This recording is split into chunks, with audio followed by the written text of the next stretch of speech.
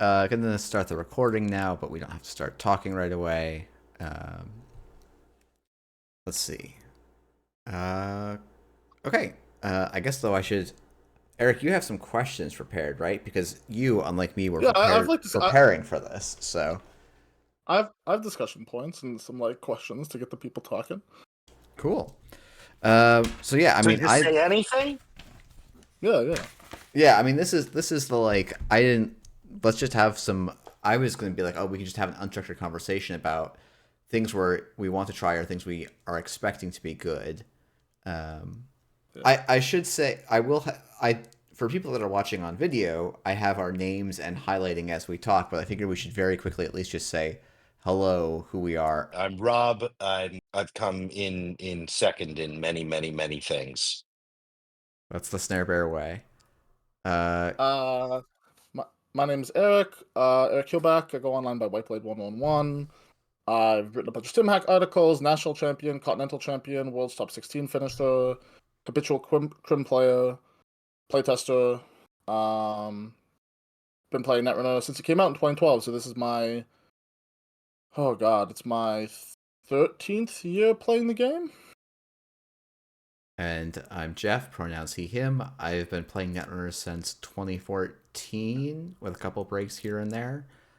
So I guess that technically makes this my 11th, but probably more something like my 8th or 9th year of playing Netrunner. Hey, I'm Kat. I have been playing since I think Data and Destiny. I have no idea how many years that is at this point. Pronouns are they, them. I kind of play and do a lot of art and stuff. Yeah, you did the Fantastic Gourmand, which I'm using as the backsplash here. So And Byte. And Byte, Byte's yeah. great. It's a lot. That one's very alarming to use as a backsplash, though. Which Kat is insisting is not Yannick at all. Less Yannick than you have alleged. I've alleged nothing. I perhaps emojied in response to someone else's allegation. So Elevation's out now. Elevation came out yesterday. 82 new cards, but then also the largest rotation the game has ever had. So it rotated out Red Sands, Katara Cycle, Rain and Reverie, and then also the Magnum Opus cards, and then also System Core, which had select sort of like curated cards from previous cycles. So for example, Legwork was released in On and Profit, but it was in System Core. System update, just for clarity. Sorry, System Update. Oh, Jesus, I'm old. System Update, but so it's all out. So now the game is just Ashes to Elevation plus System Gateway, which is the smallest card pool the game has probably had in... I think it's probably... I think it's like around early San in card pool size, if I remember. Yeah, so Ashes to Elevation as a phrase aside, is it a bigger rotation than the original second core set rotation? Oh, that's a good question. It doesn't matter. It doesn't matter. But now you've baited us, so we have to look it up. So this rotation was 380 cards plus the Magnum Opus. So 388 cards, I think, is my count. And then the first rotation, if it was core, if we just count all of Core Set, Genesis, and Spin Cycle, that would be 340 cards ish. No, Genesis Spin and Luna is just 360. So sorry, yeah, because it's 120. Oh no, it was just it was 120. Yeah. Anyway, so this is the biggest rotation ever. Yeah, by number of cards leaving the pool. Yeah, I think that there's also just been some like pretty impactful rotations. So for example, like Rashida was just going in every Corp deck, and now you can't play Rashida in any Corp deck. I happen to know that there were lots and lots of PE players on JNet who were not playing Rashida. That's true. and you sought every single one of them out. But like, I think Rashida was a 3x in like almost every tournament winning deck for the last since her release, pretty much. Like there have been a couple of exceptions, but they are really like the exceptions that prove the rule. Of like, this was a card that was in every Corp deck, and it was defining of the pace of play and like how you could structure Corp decks. Absolutely. Yeah, there's no doubt it's the most impactful rotation on the Corp side. In terms of how the format is shaping up, or like what you guys have been playing with, what do you think has been more impactful to you so far? The rotation or the new cards that have been added in the actual Elevation product? Like, what is more so informing your play? Rotation, and no doubt. Like, Rotation. Yeah. Jeff? Yeah, no, it's definitely rotation for me. Which is not like a dig on the cards, but like I think, and we'll talk about it a bit, but like there's I think that's like somewhat intentional. Like the dropping of power means that I'm going to feel that the loss of those cards more than the new ones coming in.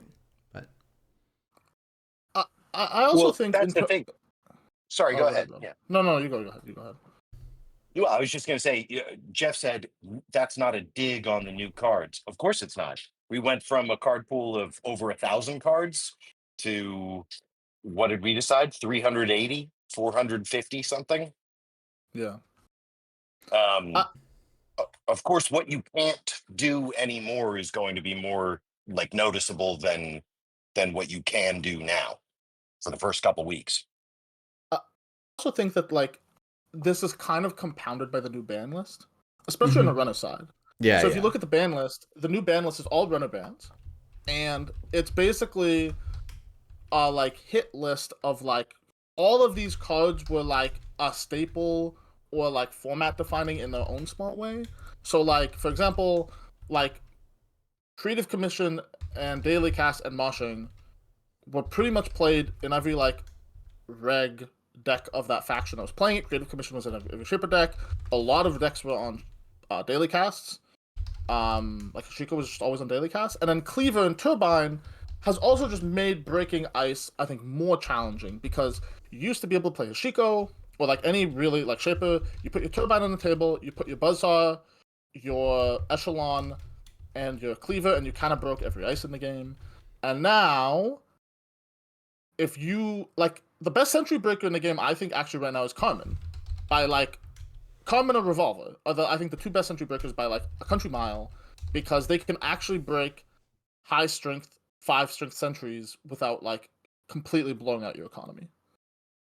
So, speaking as a 3-ish year member of the ban list team, former member of the ban list team, we looked at banning Rashida a few times in previous metas, and I think that there's been a slight overcorrection. Sorry, I shouldn't say it that way, because basically what I think is that the ban list is conservative. I'm not going to call it an overcorrection, but it's very conservative on diminishing runner econ and efficient tools because of the Rashida loss for the Corp side. Do you feel like you feel like they could have taken more runner econ out of the game? No, sorry. I'm saying that they've been conservative. Direction. Sure. In the sense that they've perhaps overbanned. I'm not claiming that. I haven't really, I'm here for color commentary. I've been out of the game for a year and a half. But yeah, that was my immediate reaction, was just like, oh, we're banning daily casts. Clearly everyone had the spooks about Rashida going. Yeah, I mean, I think that one of the problems with this rotation is that, like, when you look at the cards the runners are playing, especially like the reg runners, they're pretty much, a lot of them for the most part are just playing NSG cards. So like, the Shiko deck, the Companions, the Botulus, the Fermenter, the Moshings, the Strike Funds, the Steel Skins, the Kiko, the Cleaver, the Buzzsaw, it's all in the faction. It's all in NSG. It's all in Ashes, and like amongst other cycles. And same thing with Criminal. Criminal has this problem where like you can play Wake Implant. They've reprinted a lot of the staples, like stuff like Dirty Laundry is rotating, but now they have Clean Getaway. So like you can kind of just build. Like Red Crim was like a reasonable choice in the previous format, and you could kind of just build that deck card for card in Elevation format, except the Corps don't get to play Rashida, which I think is like a big deal. So it's clear to me that they were like, Absolutely. oh, we're gonna gut the runner side econ because Corps can't keep up otherwise. I do think that Reg Crim to me is still one of the strongest things you can be doing in Elevation Standard right now. Yeah. So sorry, go ahead, Jeff. Oh, I was just gonna say, it's like it's interesting because it's like, Eric, you said like, oh, I think Red Crim was fine the last year, and there's been a lot of conversation about like Crim not being playable and fine, and like I think the Snare Bears are some of the most like Red Crim diehards of anyone left on the face of the planet. And so like, you and Patrick both put up good results with Red Crim, but the consensus and the like high level performance for Red Crim was pretty few and far in between. And like you see that in the ban list where it's like Shaper and Anarch both get, relatively core parts of their rig knocked out. But Crim decks weren't often playing the Turbine, Buzzsaw, Cleaver, Echelon. They may have been playing some of those cards, but they usually were combining the Turbine, and they were kind of falling behind for other reasons. So it's like, it seems like they fell out, but it also feels like at the same time, like, all of the neutral cards that rotated, like or got banned, like Daily Casts and Dirty Laundry, just got brought into Crim. So it just feels like oh, if value runner is something that you want to do, Crim is just now like the cleanest value faction, it feels like. Whereas last year, you could argue it was Anarch or Shaper at different times of the year. So I think Eric the other day claimed that Red Crim is coming out as a tier 2 deck, and that more assertive, more linear game plan runners are going to be ahead. And I think that's kind of always the case in early metas, because when we talk about Red Crim, not that MTG archetypes map very well onto Netrunner decks, but the Red Crim is really a control deck, and it's always early in the format. Control decks suffer because they haven't figured out what the like 42 best cards are yet. And those 3 or 5 or whatever tech slots haven't been, you don't know what you need to target on the Corp side yet. So like just look, well, sorry, let me just finish. Just looking at the very early games that I've been playing and watching, I think that Red Crim is gonna be very, very competitive. Oh, I agree, and I do think that like it's really interesting. I think that if you're playing like a mid-tier Corp deck, you get fucking destroyed by Red Crim, 100%. Without I a think if you're doubt, playing yeah. against a corporation that's just like, I'm gonna like make a bit of money and I'm gonna like install some cards and put cards behind ice and I'm just gonna play like a normal game of Netrunner, you just annihilate those decks off the face of the planet, I think. Because every Corp deck is kind of like 2 to 3 turns behind where they used to be. And the Reg Crims of the world aren't really that far behind. I think that like how do you pronounce the name? Is it Muscle T? Muscle T? Mostly, I'm not Militia? certain either. Oh, Mullah Shah. Okay, Mullah Shah, for example, is just like kind of the ideal of like what a Reg Crim ID could be, in the sense that like it's just breakers and run events, and you draw a card at the start of your turn, and like that's really good. It's actually like really unclear to me whether she is going to continue to be the best Red Crim ID or it'll be Sable, because like to your point, Rob, this is something I've been thinking about, where like the final versions of these Red Crim builds, I feel like, always have like a bunch of one-ofs. Where you're like, you have like the one no free lunch because it's a kill combo deck, and you have like this no like other piece of hardware, and you have this like one of like leech, or this one of like you know what I mean? Like you're just like, because your economic core is like so solid that you can afford to play these like 6 or 7 one-ofs that just like, and you have class act draw, so like whatever. And one of the But- other most important things is you know how to mulligan on Yeah, ID exactly. reveal. I think the question for me of Sable over Muscle, oh man, Militia? Militia, is that like Maybe she- Muslaha? Maslaha, she really doesn't want to play these one-ofs, I think, because like if your deck has 7 or 6 one-off deck cards that even are like good, but like it's biffing your start of turn ID draw, I wonder if it's actually just better to be Sable and like be like the click, you get the click more often and you get the draw, blah blah blah blah. I don't know whether that's true or not. I do think that like Militia is like the first runner that you have to play against an elevation standard that's like, is your Corp deck not like very good? This ID will destroy you. This deck will destroy you. I imagine like first month she will be the best performing ID at tournaments, is my suspicion. You think better So- performing than Lou?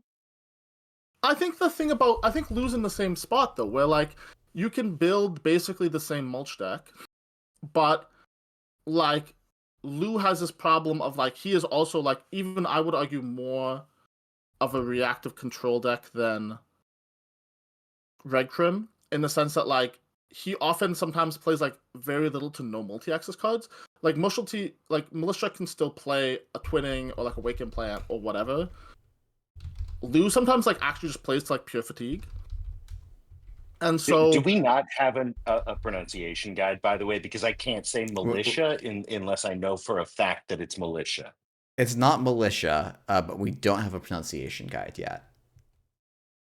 Okay, I'm just gonna call her Miss T because there's a capital T in her name. cool. Okay. Cool. Miss T. So the thing about Miss T like can still win the game. Lou kind of like doesn't win the game, he just stops your opponent from winning the game. And so like I also think like people I do also think like there's something about I will say like the Lou meta, like, and you know, people that have played more like Mulch Lou will probably clown on me for this take, but I feel like there's a way that this Corp meta goes where it goes much more into like Glacier, or like whether it's like Nebula, like I never built a remote Glacier, or LEO, like I just get like 3 to 4 ice servers pretty cheaply Glacier, where you kind of lose an ability to access and like actually do that full on just I'm going to deny you to attrition plan. And like those decks probably have other weaknesses, so they're not going to be optimal. But in the first month or two, they might be much more common as people are experimenting and finding things out. And that can be harder for these sort of like mulch decks, which usually do say, oh, I have to choose which of the tools I want to bring into my deck so that I can optimally exhaust my opponent's win conditions. Right. So then I think our natural transition here is, let's talk about the Corp meta. it's Nebula, right? I've seen a lot. I've seen a it's lot good. of Nebula decks. I haven't seen it.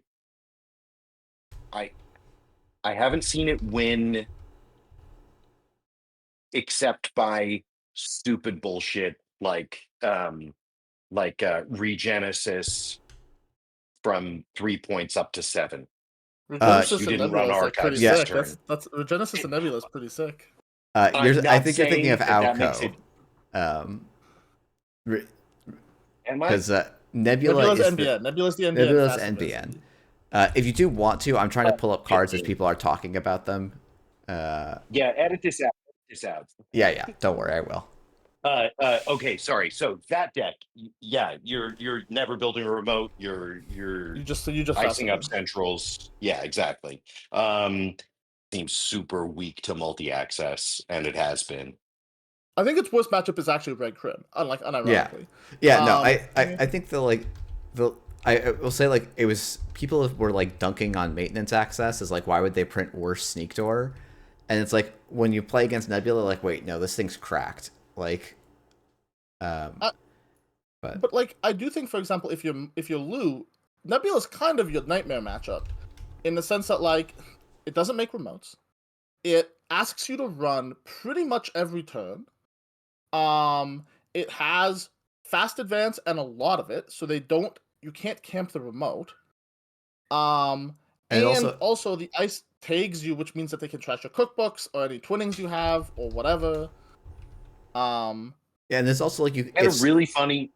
And they have No, like 9 or like they can easily pack 9 or 12 different combos in their deck, and without infinite like Imp just does trash more cards than Gourmand. Like Imp basically or Gourmand pretty much always trades like 1 for 1. If I can spell Gourmand, apparently I cannot. Oh wait, it's right in front of me. Okay. So like you have to include more. You have to include more recursion. It's a 2 for 1, right? What do you mean? Because you draw the card. Oh, I just meant when you using. Yeah. I guess what I meant was So you draw 2.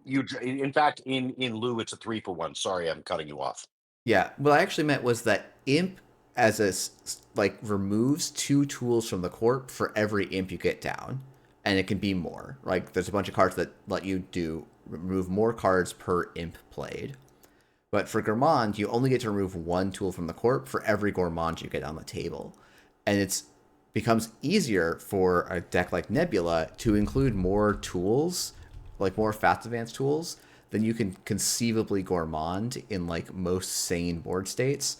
Or you're like starting to include like 3 copies of Scroungers, 3 copies of Simulchip, 2 copies of Ashen. It's like, it starts to be like, oh, your whole deck is just trying to recur this piece that doesn't have the same like power, and like putting all that recursion in does start coming at the cost of your ability to do other interactive things, I guess is my point. I had a really funny experience. So I never played Mulch pre-rotation. And then Eric was talking Mulch up post-rotation, so I took it for a spin, and in my second game, I was playing against this NBN deck, and I felt like I had completely lost. I used 2 Simulchips early to recur Econ, and so I had 1 Simulchip installed. I had my I can't say the name of the virus that sits on the ice and breaks Botulus? 1-to-1. Yep, Botulus. Thank you.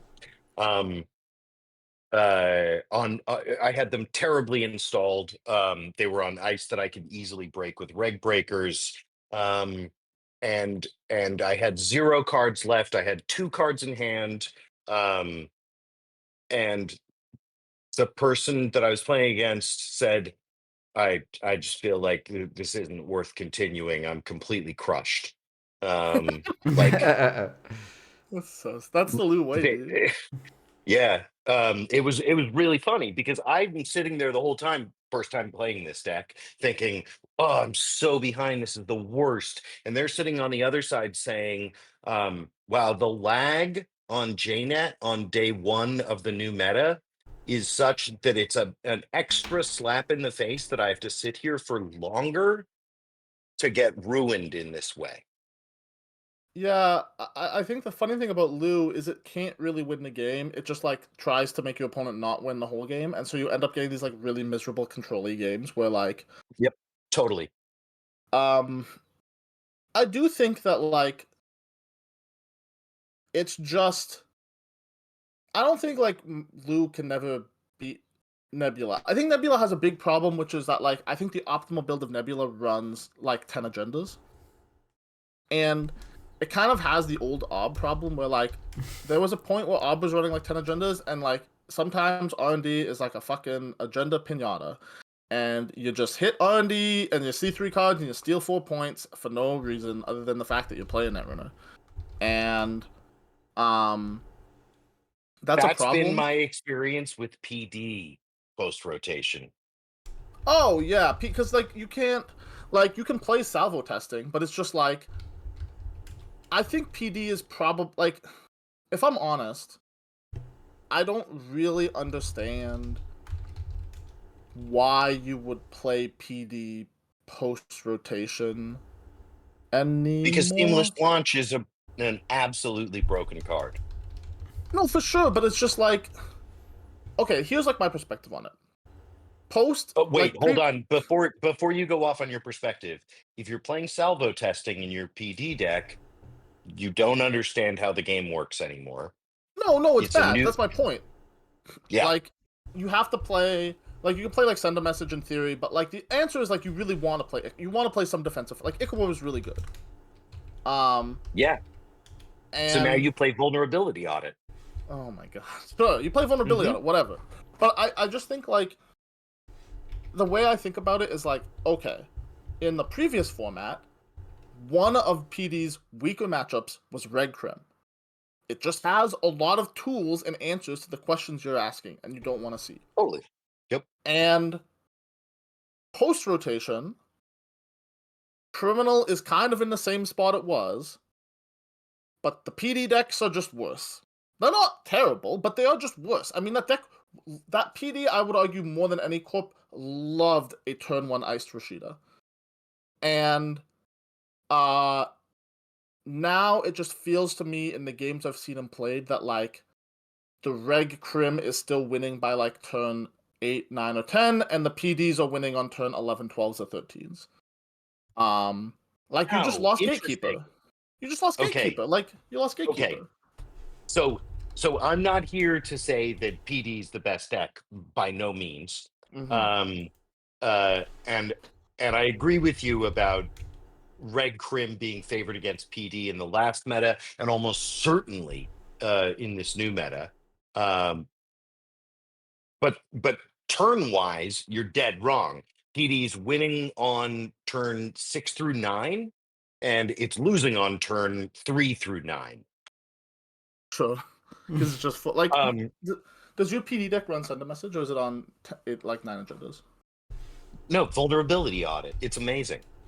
It's so good. You only need 1 Seamless to close out the game from 4 points. And influence doesn't matter anymore because there's nothing good. You can't run Border Control and you can't run Audacity. No, I understand what you're saying. I do think that, like, I guess there's this question to me of, like, let's imagine that we all think Red Crim. I think even if Red Crim isn't, like, at the highest level of play, the strongest runner deck, I think Red Crim is going to be by far the most popular because it's going to be good, and I think of the runners that are good, I think it's also, like, relatively straightforward. Like, Miss T just draws you a card every turn. So if you think that you're going to play against a field full of Red Crim, why the fuck are you bringing PD? Or, like, who is PD beating, I guess is my question. PD's beating all the Shapers and all the bad Anarchs. I mean, PD's beating bad players. PD's beating bad players. And so you play your first 5 days on JNet, and you're like, I'm the king of the world. I'm winning with PD, spending influence for a 4/3 that doesn't protect itself. Yeah, I mean, I think it's also worth the greatest feeling in Netrunner. I think it's also worth saying that, like, you know, PD was, I think, at or below average Corp. It was like right around the Corp average win rate, but it was the second most popular Corp by a long shot compared to like Corps that had higher win rates in the last meta. I think it's a deck that is relatively easy to pick up and play. It's not going to say it's easy to like win at the highest level because Patrick's on the call and he probably would find me if I went and said that.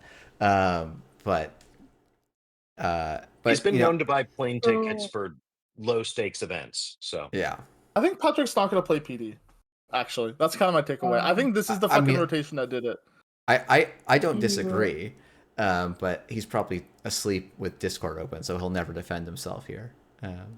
I think that when Patrick wins UK Nationals with PD and like And Sable Reg from Sable. last year again, Yeah, it's just yeah. a commentary on the state of the UK player base. That's not that's just like that's just how the country works. That's fine. But I think for the rest of us who are playing real Netrunner, like the PD thing, I just don't think it's gonna work. Like I don't think PD is gonna work in America. Who's gonna play here? You know what I'm saying? I think it's Yeah, just no, like I agree. When you say in America, do you mean in the Americas, or do you just mean in North America? You I mean, fuck. I mean in North America. Who the fuck? All right. Okay, who was playing Netrunner in? I don't actually know if there's Netrunner community in Brazil. I think, but like I don't know anyone There's- in like. I don't know about Brazil. There's a small scene in Argentina, and there's a micro scene in Uruguay. Is It it you consists and of your friends? one person. Nope, it's just me. I want to pause for a second because Kat had been wanting to say stuff, but the three dudes on this podcast we're not giving them a chance in edgewise. So, Uh-huh. So I was gonna say, PD actually, according to the JNet stats, had a positive win rate against every single runner in 2024. Yeah, that doesn't surprise me. Yeah, according just on JNet though, not sure about like in-person or competitive events. And also the Yeah. median turn for a PD game was 10 turns. okay, that makes sense. I mean, that matches my expectation. No, I'm see now, Kat, I have to go and pull up because I actually did have this somewhere as well See, for these plots. I think what's happening with Eric's idea that PD is losing on turn 12, is that he Post-rotation. hasn't seen. No, I know we're talking post rotation. I'm saying I don't think you've seen RLC humanoid resources in play. Oh, it's really fucked up. I had it happen to me. I had it happen to me, and I was like, the problem is, I think that card combination is kind of just better out of poetry. Where like Maybe, you get but the you extra don't get benefit. seamless launch, and you don't get A to Jet. It's a 40 card well, deck. well, but instead of seamless launch, you get to Sorry. run wage workers. Like, Well, wage what- workers is easy to trash. Every runner needs to have a plan for assets.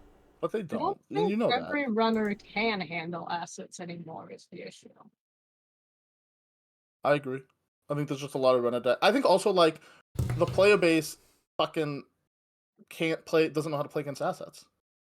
Okay. I mean, you sound a lot like, an MP saying, well, we can't tell the truth to our constituents. But like, isn't I'm gonna channel my inner Joshua one here for a second. I think that the vast majority of the player base has not had to play against like real, honest to god, turbo asset spam that is actually really good, maybe ever. And I also think that like, if you would like, you could kind of just be Hashiko with paladins and play moshing and like close your eyes and hope it all went away. And or play you could if you were really bad, you could just put Miss Bones in your deck, right? You spent 4 influence and you put 2 copies of Miss Bone in your Hashiko. But you can't do that anymore. So now you just actually have to demonstrate to me that you can identify what like there are people I play against them on JNet today who don't trash the federal fundraisings. Like Right. we don't teach civics in schools anymore. Like what's happening? I mean, yeah, I do have to Yes. self own here and say I got run over by a poetry today because I was like, oh, I can delay trashing the warm reception spin doctor combo they have for a turn, and then I said, oh, I can delay it another turn because I don't want to go to no credits, and it's like, nope, I just let them draw their entire deck and they just ran over me, and it's like, yeah, that's what's going to happen if you don't optimize your deck to be ready to do that kind of board contestation on turns 1, 2, and 3. I think we had a conversation a little bit that like, oh, the first couple turns are less impactful generally because there's not Rashidas to like fire off. But I don't think that's entirely true. It's maybe true in the like in the PD matchups, but I don't think it's particularly true in the asset matchups where like resolving resolving war reception spin doctrine, resolving federal fundraising, like those things snowball pretty quickly if not held under control by runners. Right. And so the point Oh. is, sorry, Kat, go ahead. I was going to say, I think part of it is also that with runner econ being much tighter than it used to be, the skill floor for where you don't get run over on assets is much higher than it used to be. Like, for example, if you could find your misbone, you could install it and you could just wipe the corpse board for like a turn or two, and that would like get you back into the game. But without that, you have to be able to like surgically identify which assets are holding your opponent's board together and get rid of them. And that is much harder of an ask than playing against asset decks has asked for it as a skill in the past. Absolutely. And so really if you want to win games of Netrunner post rotation, you want, as Corp, you want to make turns 1 through 3 matter as much as possible. Yeah, I agree 100%. And you don't have Rashida to do that anymore. So the only way to do that is to have like a preponderance of high impact assets. I do think there's this actually really interesting thing about these asset spam lists, where like previously, if you played a bunch of assets, you could utilize those assets to actively hurt the runner.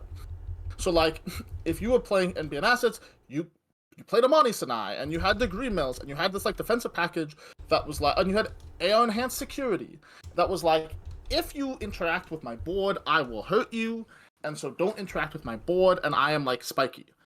And HB had like MCA, and it had to a lesser extent fully operational, but it had like these payoffs for like having a bunch of remotes, and you would put someone in MCA lock and just try like score 5-3 or whatever. And my experience with the asset decks post rotation, except for maybe the exception of Oko, is that like the asset decks can only really make a bunch of money and card draw with their assets, which is still very good, but they actually need to find a way to leverage that money and draw into an active win condition, because they can't just rely on being like spiky and slowing the runner down. Yeah, I will say, like, even though I like let my core opponent like run away with board state, I was just like, you know what? You can't safely put agendas on the table and score them, so presumably they're building up an HQ, or maybe R&D, and so it was like, oh, could still single and got to like 6 points. I just couldn't find the points needed to close, and that does feel like a route. Like I think it feels like we're going back to that classic article that you wrote like 3 years ago now about handling assets. Oh, and it's long. It's like 5 years. It's like old, dude. Was it like a 2020 It's like 5 years article? ago now. Wow, It's like a 2019 jeez. article. Okay, jeez. But like in the last meta, you as the runner could slap down his bones and just trash everything, but you no longer can do that. So you have to figure out which cards to trash and then how you start attacking for a win. And as you're saying, like corps have less ability to slow you down from that attack. So it's much more about just trying to throw more stuff on the table than they can deal with and help making them misevaluate where the threat is. Yeah, which is classic day zero meta strategy. Oh, That's fair, Dan. too. What do you guys say? yeah. I was going to say related to the asset corps, the ones I've had most success with are the ones that are actually capable of, as you said, kind of attacking the runner. And I think you're right. I think HB and NBN lost a lot of their abilities to attack runner. I found that Jinteki and actually all bosses are capable of doing that. And they're just really potent and just an asset spam deck. And the runners just run out of steam. And like Oko is like really impressive, where you just go like, oh, I haven't checked everything, and then I mean, Rock can attest to that. It's like, oh, I checked the wrong remote. I checked an Urtica Cipher. It's like, cool, I'll score this red Regenesis off the table and score a Fuji. And you don't have time to check archives because there's a front company sitting there. During archives, you explode. And like, yeah, you just don't have time. And it's like always similar, where it just stresses you on so many points. And right now, actually, the best way to stress the runners as asset decks is not tags or clicks. It's actually hand size. Mm. I'm sorry, not hand size, but cards in hand. Like you threaten to just go like you need to check all these. And also, if you don't keep like 4+ cards in hand, you'll just explode. Yeah, it's interesting because I do think all of the asset decks have different ways of answering this, like, but how do I defend myself question. Like, I mean, NBN has Oppo research, but I also think, like, they get to play an ice suite that's very tag heavy. So if you try and interact, they can tag you and play IP enforcement and, like, set you up in some, like, you know, with some B1000 Funhouse forks, and there's, like, a whole lot of ways. And then HB, I think of the asset decks probably has the best ice suite. They get to play Scatterfield and Ablative and Drafter. And they also have some of the best money assets. So they get Wage Workers and Faction, Autos, Warm Receptions, Prototypes. I'm hurting Jeff here with the card, sorry. And they get to play Humanoid Resources, which is just really good. I do think that the Wayland asset deck, which is usually like a Hostile Architecture, Hudson Mines, Clearinghouse sort of grindy deck, it gets to play Cylindria now, which is very good for it.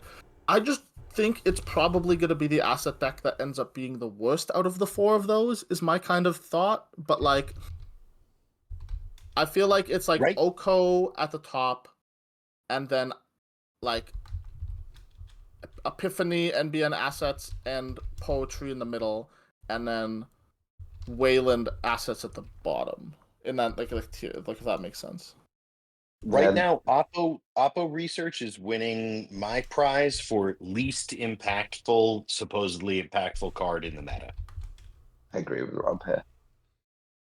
Oh, I agree, but I think it's like, I think the difference now is you can't just play an Oppo and, like, pass and expect anything to happen. You basically have to, like, put a card on the table behind a piece of ice or, like, do something. I do think I think part of it is that just the threat 3, there are no good 5/3s anymore, and so allowing your opponent to get to threat 3 is really, really bad. So I think that's interesting because I think NBN is the only faction with a good 5/3 left, which is next big thing. Because I've had so many games where, like, I have a bunch of agendas in HQ, I feel like I can't get the board going, and then they steal my next big thing. I go click, draw 4 cards, put all my agendas into R&D. I drew an Oppo off those 4 cards, and then I Oppo the runner fully. And now, if they don't clear these tags, I can either score my Freedom of Informations, or I can IP enforcement the next big thing back onto the board, and when they steal it again, I get another counter. And so it just feels like NBN has the only good 5/3 left, basically.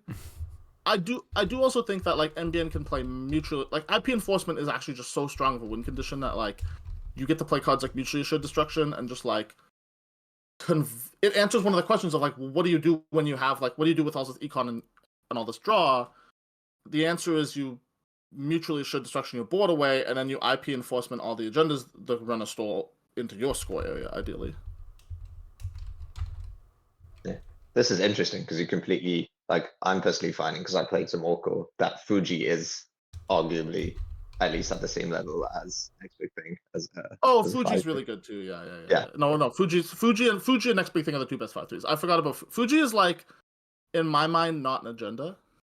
I think Fuji is a. I think Fuji limits your game plans more than next big thing. Like, next big thing, you just stuff in any NBN deck, and it's like, yeah, this is just genetically good. Fuji is like, like Glacier that doesn't rely that much on damage is like, it's fine. It's not necessarily amazing, but in Orko, like, Fuji's just great. It's fantastic. It just really works with your plan. But I think, Dan, what you mean is that Regenesis is really great. Oh yeah, Fuji is a 5/3 that you can score with it. Well, go ahead, Dan. It's because it's a defensive 5/3 as well. So if they steal it, it triggers your ID, it deals damage, and so the runner, instead of going like, oh, I can put more pressure, I need to, like, do I put more pressure, or do I just draw up? Because, like, you take 2 damage, or maybe even 3 because there's a fat installed, and then you're like, oh, how many Reapers are there?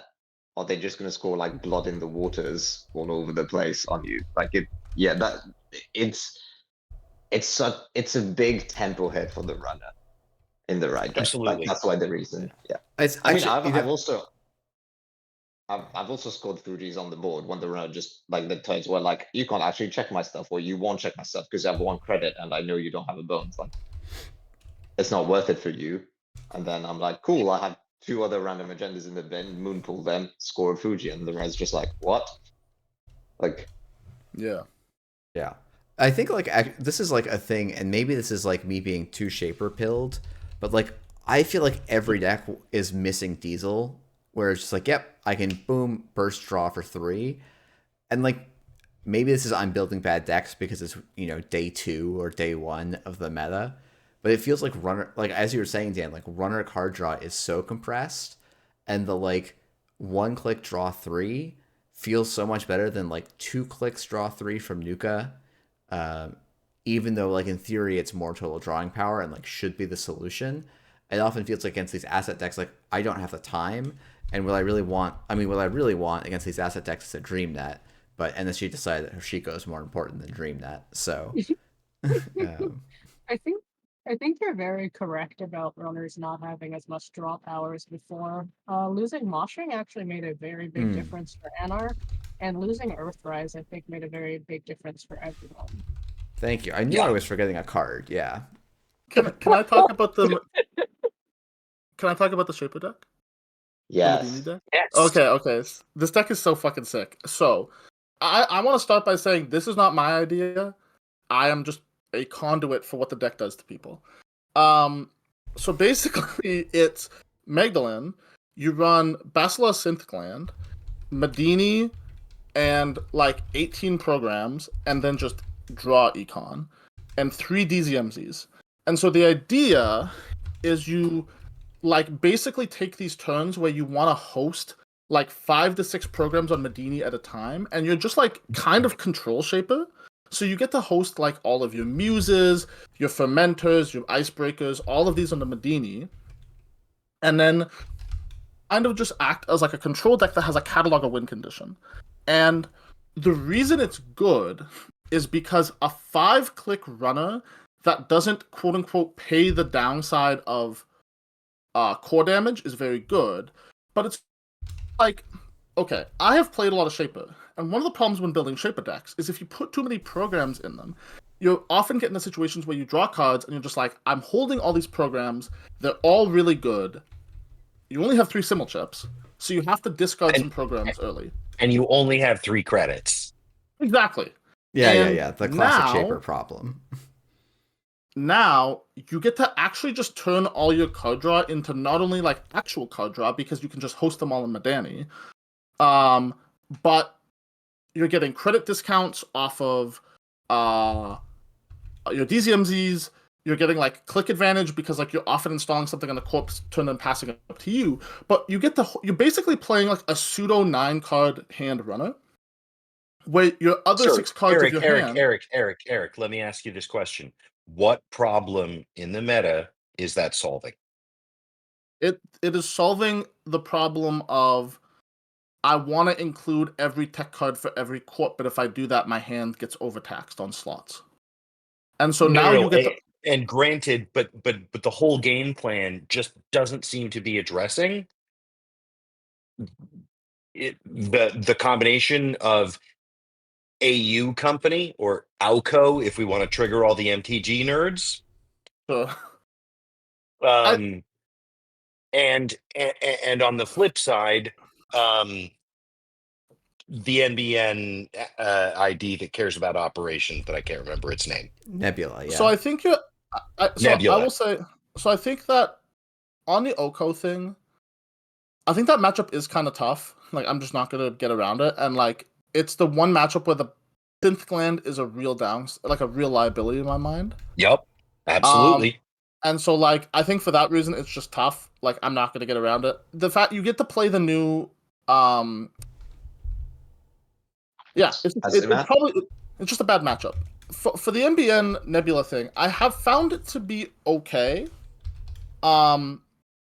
It's basically what happens is they get the 4 points, and then between like your Phasarum and Cup recursion, you can actually apply like a lot of Central's pressure once you get out of the first like 3 to 5 turns. If the Nebula just like doesn't draw agendas also, which sometimes happens, like if they just like only get to 2 points by turn 4, and like have iced both their Central servers, it's actually like pretty good for you. No, of course. My only point is this: you don't have clot, so you're not just stomping Nebula. No. And you also don't have reasonable asset tech, so you're definitely struggling versus asset decks. And you don't have like an auto win anywhere as far as I see it. No, I think it's like basically like classic control shaper. I do think that like your asset matchup is, listen, you're not wiping the whole board, but actually the coalescences and the like you can actually just use your like muses and coalescences to recur fermenters and simul chips enough. So use your simul chips to recur your coals and your fermenters and your muses enough, plus the new Perisha reprint, that like you can kind of just limp by enough. And then like a lot of these asset decks have a thing of like, but now I like poetry, for example, just has to squirt agendas off the board.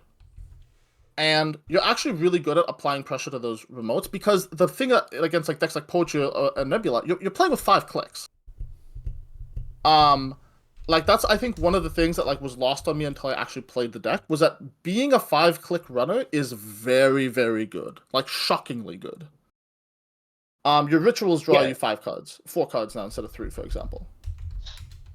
Sure, everybody remembers Beth, or a third of our potential listeners. All 8 of them might remember Beth. Oh man, I love Beth.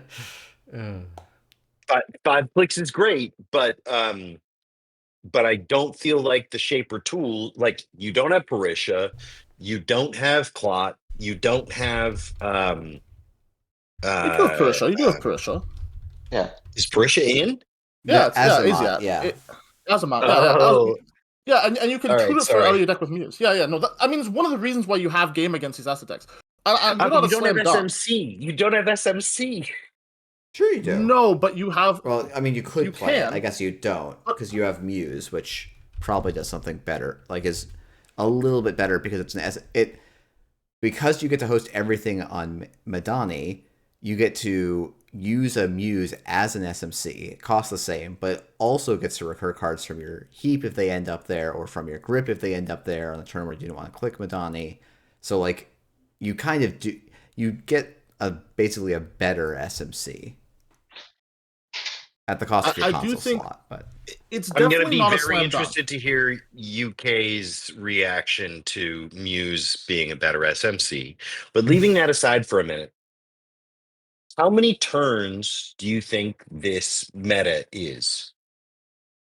I think it's like a 10 to 13 meta, maybe longer depending on the deck. I think it's a 9-turn meta. I agree with Eric. Sorry, I Kat? think what. Oh, I said I agree with Eric. It doesn't actually. I don't think things have actually gotten faster. They've gotten slower. Oh, And they've a definitely lot- gotten slower, but there are still corps that are fast enough to play 9-turn games. And there's still, I mean, well, runner can always play a 1-turn game by running R&D 3 Sure. times and stealing 7 Wrong. points. But the median length of a PD game was 10 turns before rotation. So if we're Yeah. assuming things have gotten slower, then we're probably in Eric's range. Yeah. FYI, that Shaper deck draws its deck in like 8 turns. Like the Consistently. entire deck. Consistently. Oh, I know. Consistently. Yeah. I've played it against it a lot. It draws its deck in that time, but it's not. It can draw the deck in that amount of time. It can't propose challenges to the corp in that amount of time. Yeah. I definitely don't. So, like, 2 things. One, I think that the reason it's a bit slower is these asset decks can actually, like, by turn, I think you're right, Rob. By turn 9, they usually have, like, the asset board that is fucking, like, what they want, and they just have reached their end state. Like, they've perfected society. But, like, a lot of these decks kind of maybe it's a refinement issue, but like they don't have audacities or MCAs to like actually close the game out, so they limp these last couple turns, which give the runners a chance to like nick some wins where they might not have otherwise. And I don't think Madani Shaper is like the best runner deck, but I think that it is doing something very, very strong. And I think as that list gets refined, it might some of those matchups where like, well, I don't understand, like Nebula, for example, those might turn into winning matchups when previously they were losing matchups. I think Oko will probably always be terrible for you, is kind of my takeaway. Yeah, I would also wouldn't be surprised if like a Bladderwort like hostile architecture ob is pretty rough for you too. Like any of those decks that can attack your hand somewhat directly. Yeah. To seem like they. I think Madani. I think Magdalene Madani is the best Shaper deck in the new format, though, like by far. I mean, yeah, it's incredible click compression. Because I mean, the other part is like Shaper has no good cards anymore. I mean, that's not it's true. Like Shaper has a single good package, and this looks like it's probably one of the better users of that package that you can build. Like I think like the UAV Ari is gone. Maybe Arzon's Deep Dive Ari, like all-in combo deck that uses Spree. Like I could see that still being a thing. I don't know why you would ever play Osana. I think there's advantages to playing non-Madani consoles.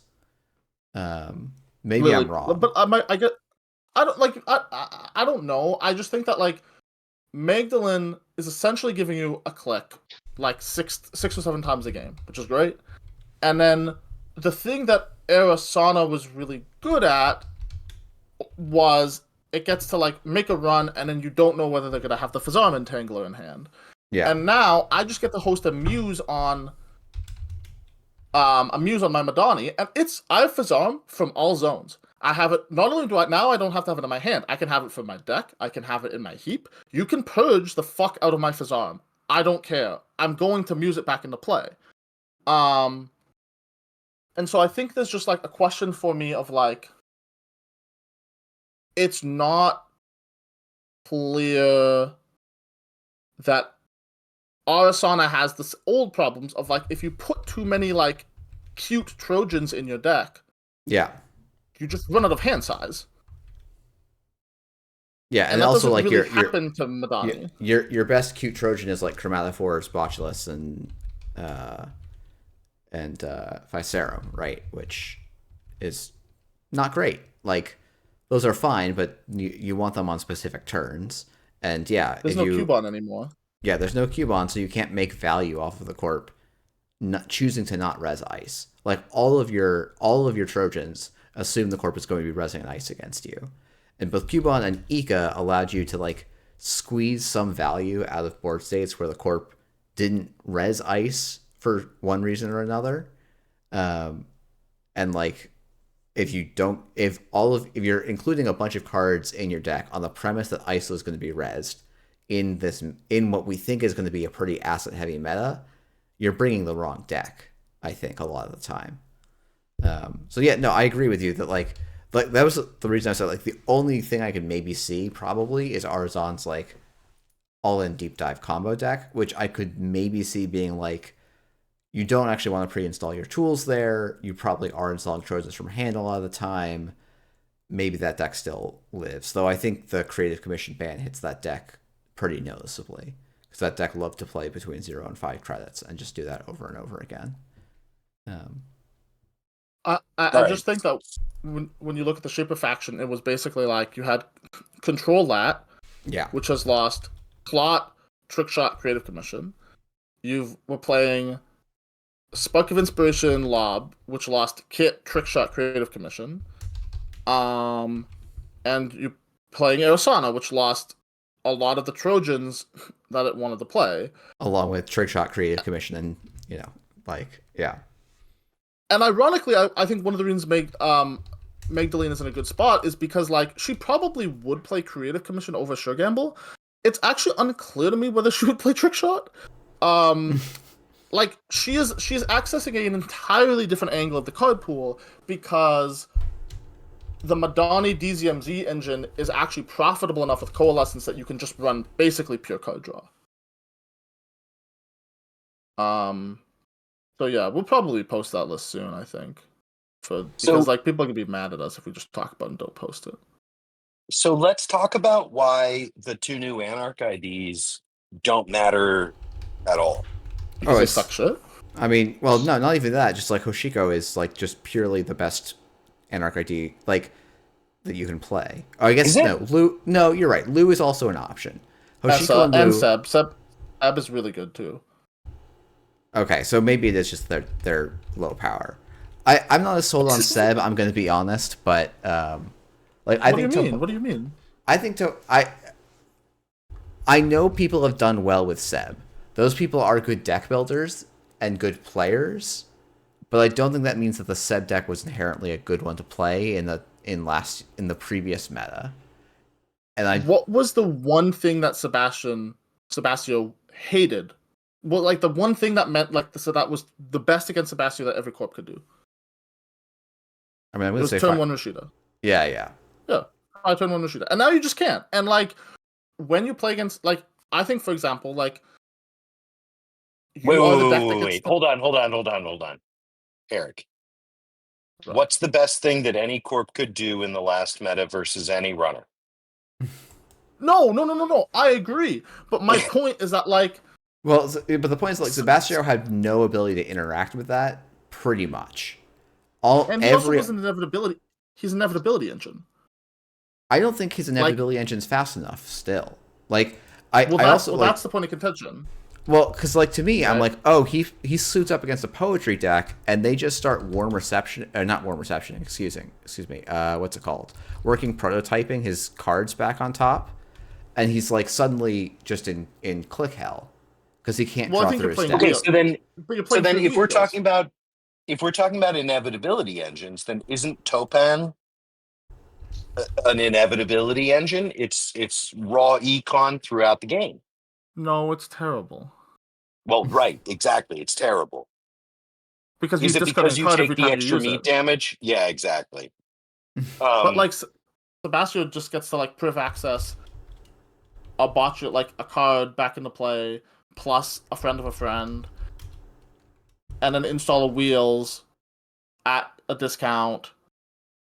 I just think that like in the asset meta, the fucking deck that was already playing 3 copies of wheels is like worth thinking about on some level. I see what you're saying, but like I think my hunch is that Seb still has he still has draw and like just general vulnerability problems because I think this is probably not going to be a meta where you can float tags safely between turns. So you're still spending, like, even though you maybe have click advantages in other places, you're still spending a click and 2 credits, like, every turn to try and stay alive. Because the moment you don't, I think you got Valentino. I don't think that. I don't think anyone was running Valentino before. Like, I'm taking Valentino. What do you mean? This code's good. This code's just good in Seb. It makes your friends of a friend 1 credit more efficient. It was seeing no play though, because it's the problem with Seb was not your credit total as much. It was your card draw. Now you're gonna make me fucking look up Seb list from the previous rotation. Is that what you're doing to me? Yeah, and there was like 1, and it was like. Well, 60. That's fair because that's fair. I just One of think the funniest things to me about this new meta is that tags matter more than ever. They're viable out of every faction, maybe HB excluded. Yeah, I don't see HB really touching tags unless you're actually playing Thule. Hey, greasing the palm. And they're more difficult to remove than ever, and also they brought back the tag on the siphon alike. Now you're gonna make me play this deck out of spite. Fuck. I am a strong believer. I think that Sebastio is the best home for True Charm Anarch. No, I'm sorry, Eric. You cannot convince me that Uh, Sebastião is going to do that better than Hosh. I think absolutely he does it better than Hosh, not even close. Because okay, guess why? Hashiko was the best home for crew charm because she got to play 3 copies of labor rights. And guess who can play the fucking only event in the game right now that installs a resource and a program from your bin for a tag? It's Sebastião. So if we're playing Priv Access and Hosh, sure. But otherwise... I mean, I don't see what... Like, I would much rather play an ID that says, draw me a card every turn, than include a bunch of bad cards in my decks to set off the downside of triggering my ID. Like, the ID is upside, brother. It installs a card, paying 2 less. What do you want? I want to not to take a tag to use that, right? Because we're like...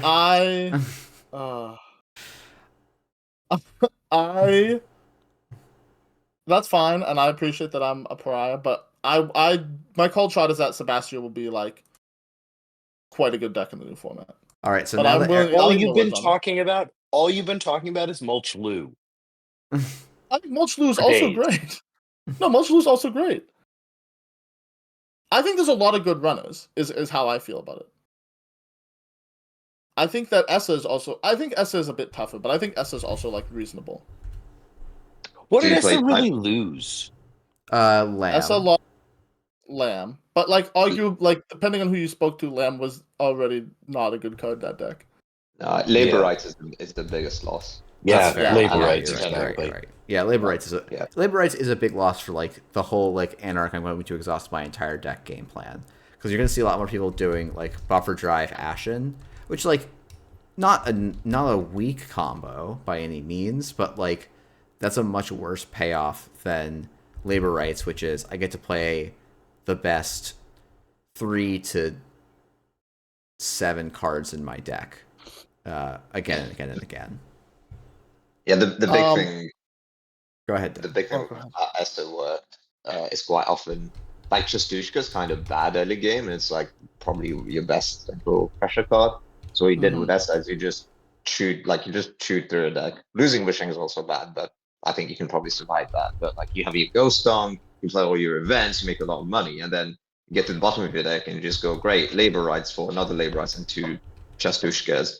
And then you play another labor rights and you play 3 more Chastushkas, and you just completely like you're not milling the Corp, but there's a point where like I just like you trash 15 cards from R&D and just run Archives and just win the game, because there's a good chance like you have like 7 points in there like most of the time, because that's how you won. So I think that's the challenge for Essa, is if you can still do that, because Chastushkas sit in hand. Yeah, I do think like you have the advantage of like, hey, both Border Control and Chrysium, which like were not like silver bullets, but they were helpful in the Essa matchups. Like I do actually think like Chrysium Grid on HQ was often like a pretty big oh shit moment for Essa decks. Yeah. So like I think both of those going seems not bad for you. I just think that Spin Doctor is the single most anti-Essa card. Yeah. Ever. Yeah. I mean, it is, but I mean, the game becomes as Essa about managing the Spin Doctors, and you know, maybe this is my bad experience. I have never seen an Essa player who has not managed to mill at least 2 Spin Doctors over the course of the game. That's just your bad luck, and I'm sorry, Jeff, and we all love you anyway. I mean, the Spin Doctor solution is easy. You Chastushka, you check Archives, the Spin Doctor, and you just Finality them, because what's going to left in R&D is going to be full of agendas. I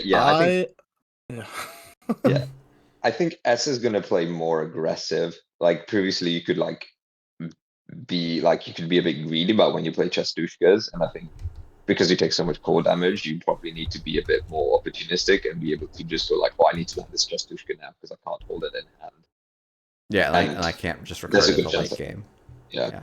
I also wonder if, because the meta is a bit slower and because it's less conditional, if Time Bomb is actually viable for Essa. But you kind of don't like random central runs. So I have a question for y'all. No questions allowed. Only assertions. Okay, so then let's start some things for you. What do you think is going to be the best runner and the best Corp deck in the new format? Oof. I think that once the AU company deck is figured out, that's the best corp. That's the corp to target. Mm-hmm. And as a huge partisan of Reg Crim, it's going to be Reg Crim. Yeah. I Just think you it's. have. Oh, sorry. Go ahead, Dan. I think for Requiem, I think it's going to be Sable because just as we experienced with Noglin, getting clicks is good, and I think Mm-hmm. Sable has the ability. So there's Requiem, which to my mind is plays the value engine and has a twinning multi-access, but Essa can actually shift to a deep dive deck, and there's actually I think there's a whole spectrum going from like full twinning, no deep dive to no twinning, full deep dive, and you can choose how far you go one way and can just do what works better. And because like you can basically play the same deck and you can decide I'm actually a combo deck now, or actually no, I'm not a combo deck. I'm going to be a value grinder deck, which is what I think makes it really good. Yeah, I think like And one card we haven't mentioned, but I think is like secretly like just extremely important in this meta is just Chesva, because like runner long term econ has gone way down, but like Chesva is just 2 credits a turn, and it's pretty like it aligns well with twinning. It aligns well with like a bunch of different. It aligns well with Sable. Like it aligns well with a bunch of different Crim identities and play styles. And we also like I think like there's a lot of people like on day 1, day 2 freaking out about Nebula, and like, hey, Chesva is right there to be like, yeah, this matchup isn't so bad for Red Crim. Between Chesva and Maintenance Access, like you have a lot of tools for like that deck if it becomes an issue. And I suspect actually that like these cards will pretty much stop that from being a major issue. But watch me be made.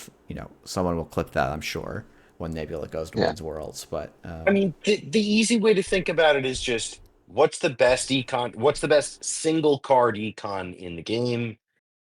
It's Bravado. Sesame. Oh, okay. Well, okay, fine. I mean, it's either Chesvi or it's Bravado. Um, Yeah. Dirty Laundry got rotated. Which runner faction got the near print in faction? Brim. Criminal. Clean getaway, thank you. Uh,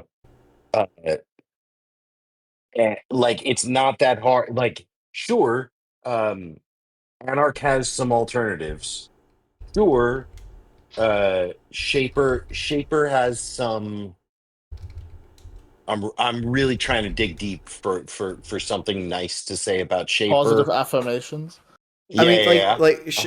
Shaper has the ability to like recur their best programs functionally infinitely, and that isn't Right. necessarily enough to win the game right now that we think, but maybe could be interesting in certain metas.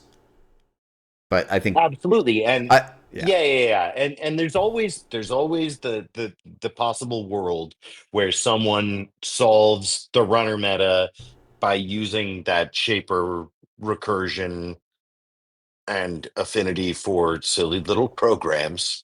I'm imagining John Cleese walking very funny. Um, but like if you want to just challenge early remotes and early assets, Crim does it. You don't have to build an engine. You don't have to, like it's just, hey, oops, I drew my economy card that also lets me challenge your economy for free. I I think for me, it's probably Oko, but I also think that like the Oko thing is as soon as people understand, like I think Oko is really good right now because When they nobody die, understands. you're right. Sorry. Yeah. So I think I'm agreeing with you. Yeah. yeah. I was Oh, like, I didn't even get my thought out. well, we could all see where you were going, and so we decided to jump on your throat. So we'll let you No, finish that's fair. instead. That's fair. I was gonna say that I think Oko is really good right now because people don't understand the possibility space of what these assets could be, how much damage could I take, like what are the threats, what are not the threats, and I feel like similar to like the first time I played against Loud PE, I was like, oh, this deck's good, and then I played against it like 10 times, and I was like, this deck's bad.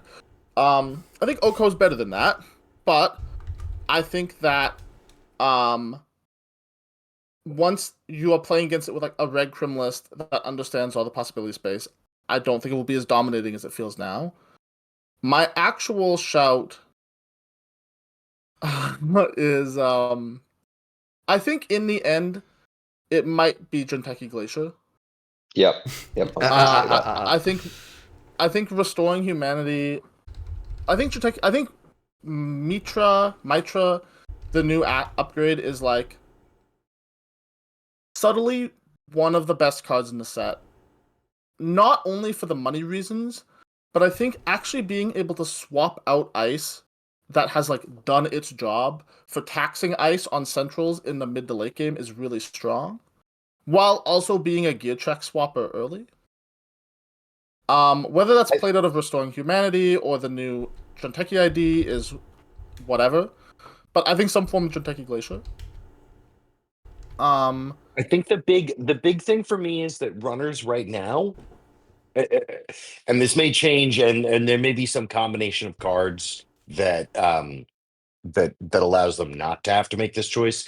But for right now, it feels like they're either choosing to contest assets or to contest Glacier. Yeah, And day 0, day 2, whatever, they don't seem to be able to do both at the same time. I agree 100%. And I do think that like one of the things that I like about Mitra for Jinteki Glacier is that historically the two cards that have really fucked you up is when they install a Botulus or install a Boomerang on a piece of ice, and now you res your big 7-cost piece of ice or 8-cost piece of ice, and then they just cheat all the subroutines. But now Mitra allows you to basically hot swap another taxing piece of ice in. Like, it's really hard to pre-Boomerang.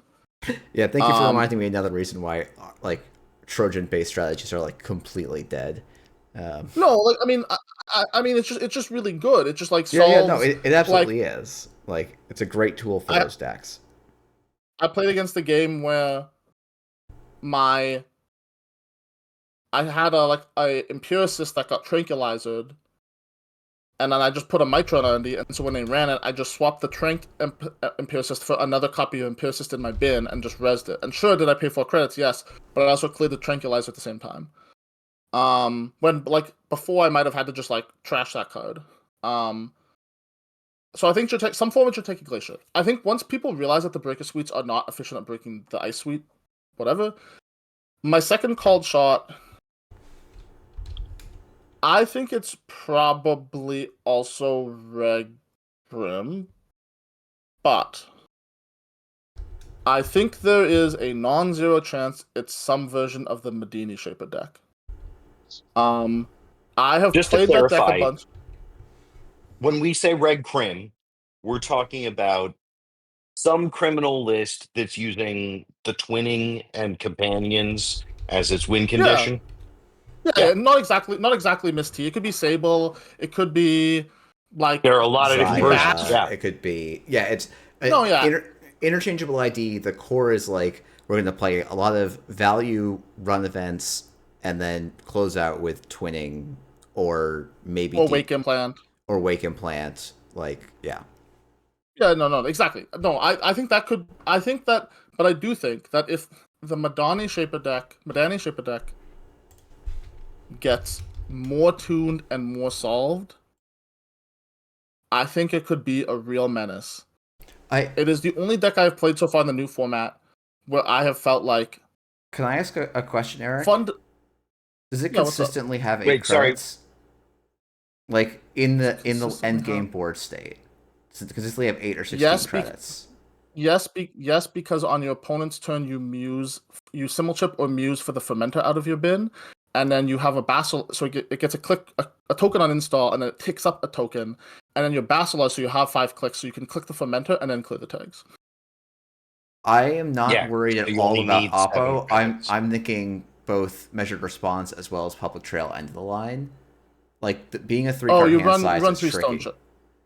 And, No, for sure. And like I don't think the Madidi deck is unbeatable. I will say the other weird thing that probably just completely blows you out of the water, which like I don't think this is a real deck, but like I played against and I was kind of impressed, is like a core damage poetry. Where you like you just do it like you spam out lots of assets, so you get to play good HP stuff. I'm so sorry. This is I'm terrible. so sorry, no, Jeff, I know but this is bad. We're kicking you out of the. We're kicking you out of the group. That's fair. That's fair. I just think the Madani Shaper deck is the only deck I've played so far in New Elevation Standard where I'm like, holy fuck, I am breaking some real fundamental rules of how Netrunner should be played. Yeah. And like, I appreciate that on paper it might fucking look like a pile, and I think also the other thing is I think it's really complicated to play. Mm-hmm. It also has terrible draws, terrible mulligans. Yes. Yep, absolutely. I think that like it is I would not be shocked, for example, if Madani Shaper ended up being the sort of hive mind max of this format, where it's a high skill, sort of like, and the payoff you get is you get a deck that's like 52% into everything or whatever, and doesn't have any big blowouts, but and that's where Madani Shaper ends up. I think that. And then like you can play Red Crim and be at like 50 to 51% mate. Like it's like that edge is very difficult to tell. Yeah. Yeah. But the thing is, you just like, it's terrible to bring that kind of deck to a tournament where it's not JNet. You're not just testing. You don't get to play 20 games. You just get one game, one mulligan. And if you mull badly, you're done. I kind of agree, but I also think that like I think the list has a lot of tuning and there's some chaff that can be cut out of the programs. Absolutely. Into the... We'll see. So it's definitely something I want to keep an eye on because it just feels like it has a lot of potential. Yep. Yeah, agreed. Would you play this into a single limb tie? Yeah. Yeah, no, I would, because I think that like for every game, yes, where you have like right now it's high variance because yes, you do have those bad draws. I've also had like turn 5 the game's over. Where, yeah, by turn 5 I've like I opened Basilisk Synthicline, next turn I got the Ritual into like a Madani and 2 programs, and the game is effectively over now because I am taking 5 click turns and I'm off to the races. The Corp gets the 4 points and then they never score again. Those games happen, but also you do get the games where you're just like, holy fuck, my hand is dog water. What the fuck do I do with my life? So I think it's like once we can smooth out some of the stuff, it has the most like, oh, this could be really fucked up energy to me of all the random decks. Absolutely. Red Crim probably you keep saying 5 turn. You keep saying 5 click turns, but it's actually 6 click turns because you're installing on discard. Yes. Yeah, and potentially potentially 2 more clicks from actually using Madani. So like you can have these pretty insane value engines in the late game. So yeah, obviously that's like an extremely, it's like an illegal thing to do, to have that many clicks. It is illegal. Click. And so it, I do think it is also like one of those things where like it suffers a lot against the pointed Corp decks like Oko or like measured response kill combo. Like decks that are like trying to especially attack your hand size.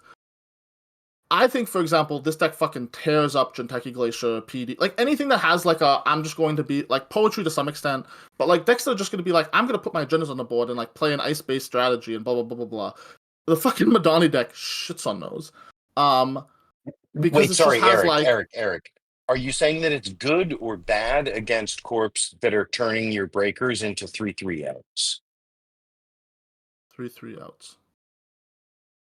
What does that mean? Elks. Oh, I think that it's bad. It's good against like mid-rangey Glacier Corps. Like it just is. Okay. Because you get to the inevitability point and then you're just like, oh, I have Cup / the multi-access is fine. Yeah, so I think it's just something to keep an eye on. Is like for me, that's like I know at least for me personally, I'm gonna be spending a lot of my early days just playing the Madani Shaper deck to get it to be the best I can. But Red Crim probably for the immediate future. I think Kat, do you want to name your predicted best runner in Corp deck? I think the AU assets deck has been the strongest Corp that I've run into so far. I actually have no idea about runner.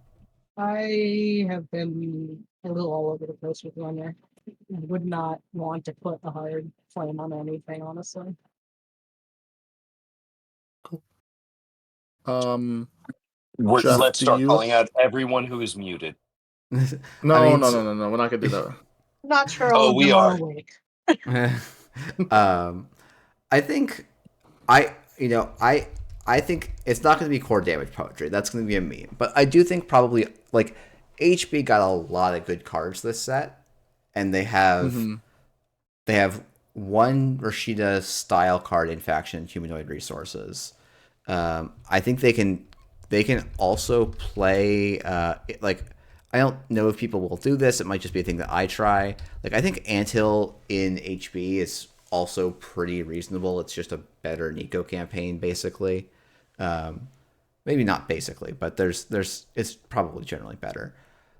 I think there's stuff that I think it's, to me, poetry is the deck I'm thinking it's not going to be obvious. I don't think it's going to be right away because I think you have a couple different routes to go. You can have a pure asset spam. You can have a fully out build.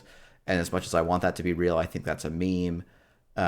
Like you have a couple different ranges to approach the poetry deck and a couple different win conditions to try. So I think it's going to take some time to figure out. And like you do actually want to learn, like, how do I handle Red Crim? And the answer may be like you can't. I don't think that's going to be the case. I think you can find ways to mess up Red Crim. So like that's kind of my bet on a long term one. But one of the really important things that you just brought up is that there's no turtle. Gear checks matter again. And especially the combination of assets not having, there isn't a lot of anti-asset tech on the runner side, and corps also have the option of just running like gear check ice again. Means that like I don't think there's going to be a single best corp or a single best runner. It's going to be kind of like not a rocks paper scissors meta, but 2-on-2. They're going to be the asset lists and the glacier lists, and they're going to be the runners that are tuned for assets and the runners that are tuned for glacier. And I sort of have a hard time believing that there's going to be one runner that can deal with all of the corps, or that there's going to be one corp that can deal with all of the runners. I will say like that. I think I generally agree. I think that's actually a nice change where in the last meta, Miss Bones basically meant you could play a deck that was tuned for glacier decks and then slap one or two Miss Bones in and then just be like, all right, I've got the asset matchup solved too. And that's like why Control Lat was just, well, that wasn't solely why Control Lat was the best deck, but it was like part of why Control Lat could be so good is that you could have an extremely efficient slot and influence solution to an entire swath of matchups. And I think it's great that that card pool doesn't seem to have that yet. I do think like I think, even though I spent a lot of time like saying, oh, Lou probably can't be that good. I do think, why is that? Okay.